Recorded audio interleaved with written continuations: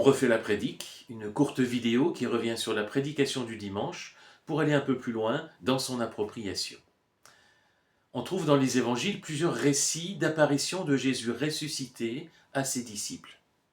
Et il s'agit presque toujours de récits contrariés, où les apparitions de Jésus sont difficilement perçues, au moins dans un premier temps.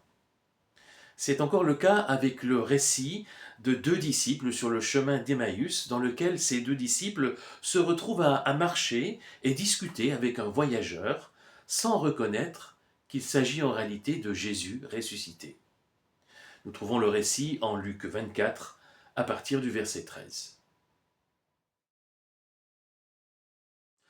En nous inspirant de l'expérience des deux disciples sur le chemin d'Emmaüs, nous pourrions dire que Jésus s'approche et fait route avec nous. Mais nos yeux sont parfois empêchés de le voir, ils finissent toutefois par s'ouvrir lorsque nous accueillons Jésus chez nous. Jésus vient à notre rencontre et il prend le temps de faire route avec nous. Même si nous ne nous en rendons pas toujours compte, même si nous ne le reconnaissons pas toujours, il fait route avec nous. Patiemment, il accepte le temps du cheminement. Mais parfois, même sur le chemin, nos yeux sont empêchés de voir le Seigneur. Pour différentes raisons, les causes peuvent être multiples et elles sont propres à chaque personne. Alors pour voir Jésus faire route avec nous, il s'agit de l'inviter chez nous, comme l'ont fait les disciples d'Emmaüs, lui ouvrir la porte de notre vie, le reconnaître à la table partagée de l'Église.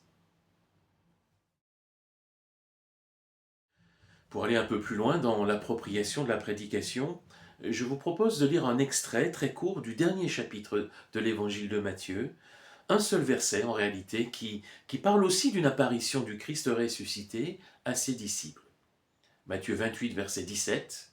« Quand ils le virent, ils se prosternèrent. Certains d'entre eux pourtant eurent des doutes. » Matthieu condense sans doute en une seule phrase ce que d'autres évangiles vont développer dans des récits comme ceux de Thomas ou des disciples d'Emmaüs.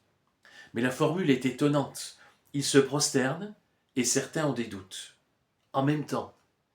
Preuve une fois de plus que les doutes font partie intégrante du chemin de foi.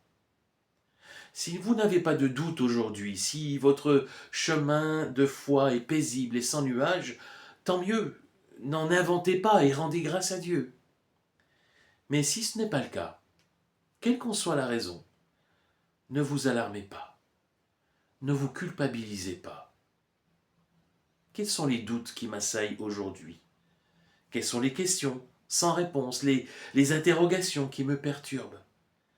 Est-ce que j'ose les exprimer devant Dieu dans la prière? Il les accueille.